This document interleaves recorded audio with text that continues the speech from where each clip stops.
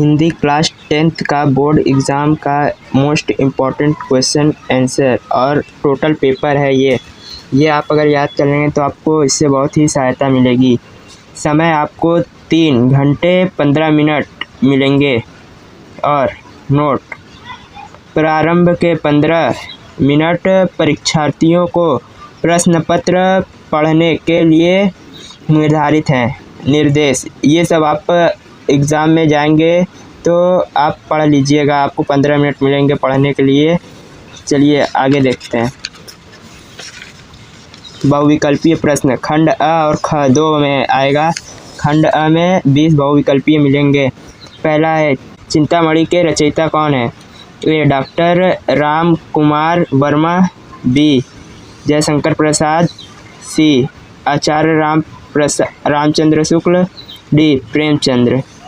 तो चिंतामणि के रचयिता आचार्य रामचंद्र शुक्ल हैं, तो ये सही हो जाएगा। दूसरा पंच परमेश्वर कहानी के लेखक हैं।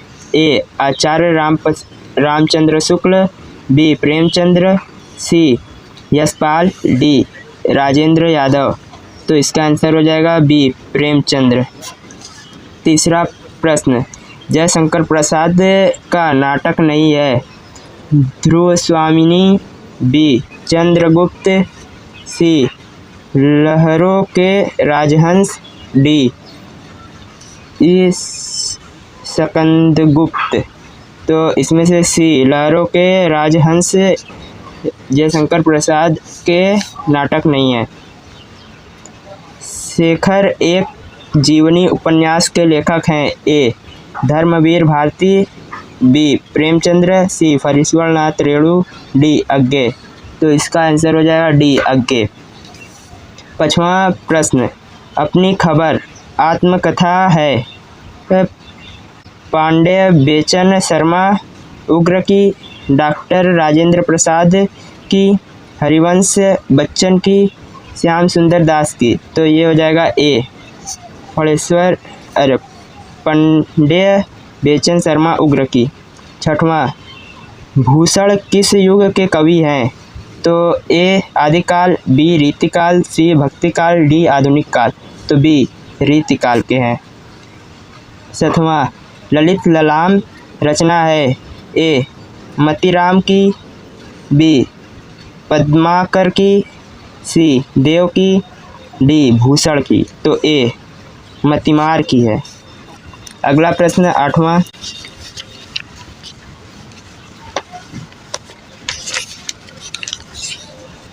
यशोधरा रचना है। जयशंकर प्रसाद की, बी महादेवी वर्मा की, सी सुमित्रानंदन पंत की, डी मैथिली शरण गुप्त की।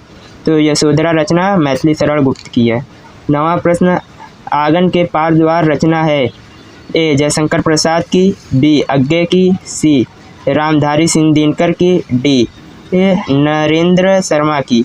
बी अज्ञे की है। 10वां आंसर दीपशिखा काव्य संग्रह रचना है। ए महादेवी वर्मा की, बी जयशंकर प्रसाद की, सी सुभद्रा कुमारी चौधरी की, और डी सूर्यकांत त्रिपाठी निराला की। तो 10वें का आंसर हो जाएगा ए महादेवी वर्मा की। 11वां क्वेश्चन करुण रस का स्थायी भाव होता है। करुण रस का स्थायी भाव क्या होता है? ए रौद्र, बी उत्साह, सी अद्भुत, डी शोक होता है। 12वां क्वेश्चन चरण कमल बंधो हरि राई उपन्यास उपरोक्त पंक्ति के अलंकार हैं। ए उपमा, बी उत्प्रेक्षा, सी रूपक, डी यमक। सी रूपक इसका आंसर हो जाएगा। 13वां क्वेश्चन यह सममात्रिक छंद, इसमें 4 चरण होते हैं और प्रत्येक चरण में 24 मात्राएं होती हैं। 11 और 13 मात्राएं पर यति होती है। यह लक्षण किस छंद का है? यह लक्षण किस छंद का है? ए रोला, बी दोहा, सी सोरठा, डी बरवै। तो इसका आंसर हो जाएगा ए रोला। प्रश्न नंबर 14 पर्यावरण शब्द में प्रयुक्त उपसर्ग है। ए पर्या, बी वरण, सी परि, डी प्र। तो इसका आंसर सी हो जाएगा, परि। 15वां क्वेश्चन, महानता शब्द में किस प्रत्यय का प्रयोग हुआ है? ए महा, बी ता, सी नता, डी इनमें से सभी। तो इसका आंसर हो जाएगा बी ता का। 16वां क्वेश्चन, सुख दुख में समान है। ए द्विगु, बी अव्ययीभाव, सी कर्मधारय, डी द्वंद्व। तो इसका आंसर हो जाएगा द्वंद्व। निम्न में से अग्नि का पर्यायवाची नहीं है। तो इसका पर्यायवाची अग्नि का नहीं है, अनिल नहीं है। अनल होता है, पावक होता है, ज्वाला भी होता है। 18वां, अभ्युदयम का सही संधि विक्षेप है। अभ्यु प्लस दयम, बी अ प्लस भयुद्य, सी अभ प्लस उद्यम, डी अभि प्लस उद्यम है। तो इसका आंसर हो जाएगा डी अभि प्लस उद्यम। 19वां क्वेश्चन, मधु शब्द का पंचमी विभक्ति एवं एक वचन रूप है। मधुनः, मधुनी, मधुनी और मधुभ्य। तो इसका आंसर हो जाएगा ए मधुनः। 20वां क्वेश्चन, पठिष्यतः धातु रूप का वचन एक एवं पुरुष है।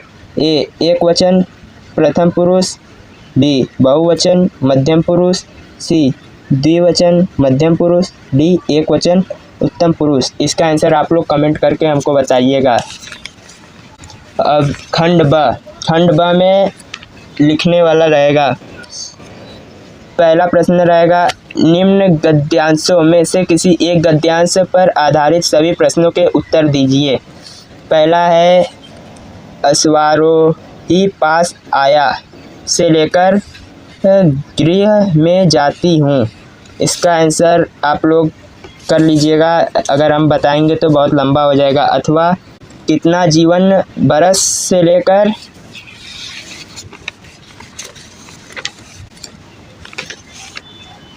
नाम नहीं लेती तक। इसका भी आंसर आप लोग कर लीजिएगा, अगर हम बताएंगे तो बहुत लंबा क्वेश्चन हो जाएगा, ये बुक में दिया रहेगा। फिर उसके बाद दूसरा क्वेश्चन, निम्न में से किसी एक पद्यांश पर आधारित प्रश्नों के उत्तर दीजिए। ये भी उसी तरह 2 दिया रहेगा, इसमें से एक करना रहेगा।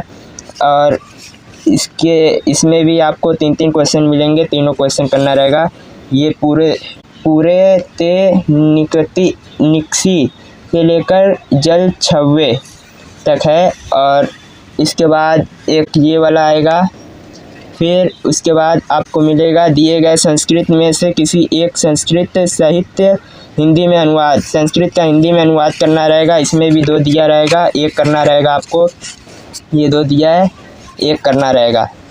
अब चौथा क्वेश्चन, नीचे दिए गए पद्यांशों में से किसी एक पद्यांश का संदर्भ सहित हिंदी में अनुवाद कीजिए। अब इसमें भी एक को करना है आपको, या फिर ये करिए या फिर ये करिए।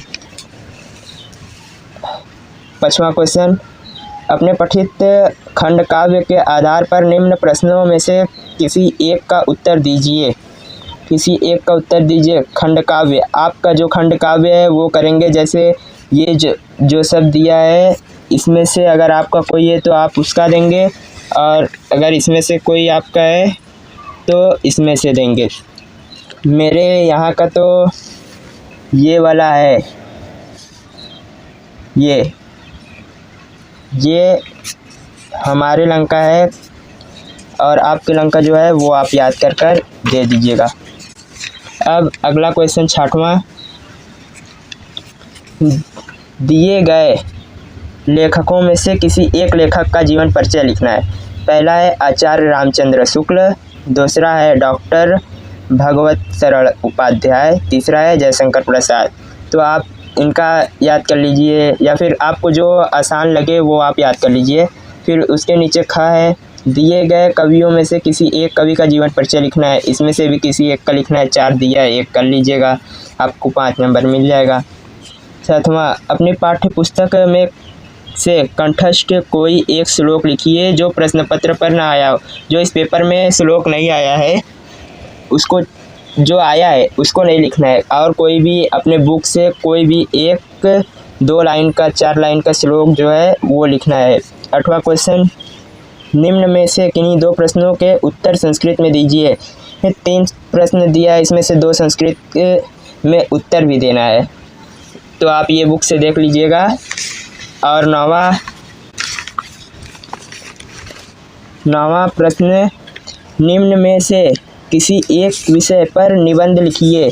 पहला है देश प्रेम, दूसरा है आतंकवाद की समस्या और समाधान, तीसरा है प्रदूषण और मानव जीवन, चौथा है आज़ादी का अमृत महोत्सव। तो इसमें से हम आपको सजेशन देंगे कि आप ये याद कर लीजिए, ज़्यादा आसान पड़ेगा, या फिर आप ये आसान याद कर लीजिए। अगर आप कमेंट करेंगे तो मैं निबंध पर एक वीडियो बनाऊंगा जो आपको पढ़ने में आसानी रहेगी।